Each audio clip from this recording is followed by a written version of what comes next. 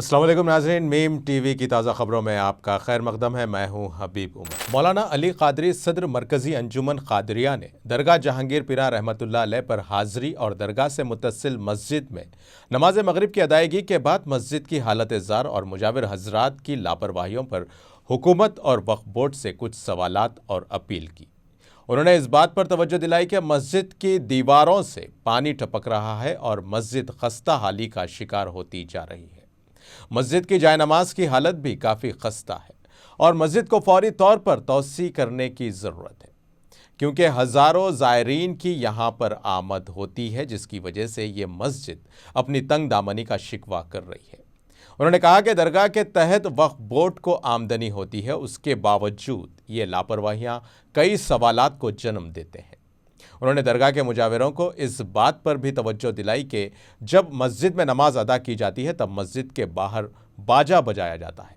इस गैर शरई अमल को लेकर उन्होंने मुजाविरों को इस बात पर तवज्जो दिलाई, पहले शरीयत है फिर तरीक़त, अगर उस पर तवज्जो ना दी जा रही हो तो दरगाह के मुजाविर उसके मुजरिम होंगे। औज़ु बिल्लाहि मिनश शैतानिर रजीम, बिस्मिल्लाहिर रहमानिर रहीम। आज जो है मैं हज़रत जहांगीर पीरा रहमतुल्लाह अलैह की बारगाह में हाज़िर हूँ और इत्तेफाक़ी तौर पर क़ब्ल मग़रिब मैं यहाँ बारगाह में पहुँचा और मुझे नमाज़ पढ़ने का भी इसी मस्जिद में इत्तेफाक़ हुआ। दरअसल जो है मैं हमारे एक अहले सिलसिला, हमारे पीर भाई जो यहीं पर रहते हैं, उनके घर आया था और उसी सिलसिले में मैं जब यहाँ तक हाज़िर हुआ तो हज़रत की बारगाह में भी मैं हाज़िरी देने पहुँचा और मैंने देखा कि यहाँ के जो इंतज़ामात हैं और जो वक्फ बोर्ड की जानिब से बड़े बड़े बुलंद बाग दावे किए जाते हैं, वो सारे दावे खोखले हैं। अब जैसे कि ये मस्जिद की आप हालत देखिए, जिस हिसाब से मस्जिद है और दरगाह शरीफ को जो आमदनी वक्फ बोर्ड को होती है इस दरगाह के तहत, और यहाँ पर इंतज़ामात कैसे होना चाहिए, किस तरीक़े के इंतज़ामात होना चाहिए, उसके पूरे का पूरा ख़िलाफ़ यहाँ पर काम हो रहा है। मैं किसी पे तनकीद नहीं करना चाहता, लेकिन मैं चेयरमैन वक्फ बोर्ड जनाब सैयद अज़मतुल्लाह हुसैनी साहब से इस बात की तवज्जो उनको दिलाना चाहता हूँ कि इस मस्जिद की तरफ आप तवज्जो दें। मैं यहाँ के मुसल्ली हज़रात से अभी पूछा हूँ कि ये छत से भी जो है पानी पजरता है जब बारिश होती है, और जो पुरानी मस्जिद है वो गनेटों की जो बनी हुई है, जिसकी जान की हालत हद से ज़्यादा जर्जर हो चुकी है, और अगर आप जाए नमाज को देखेंगे तो आपको अंदाज़ा होगा कि किस तरीक़े के जाए नमाज यहाँ पर रखे गए हैं।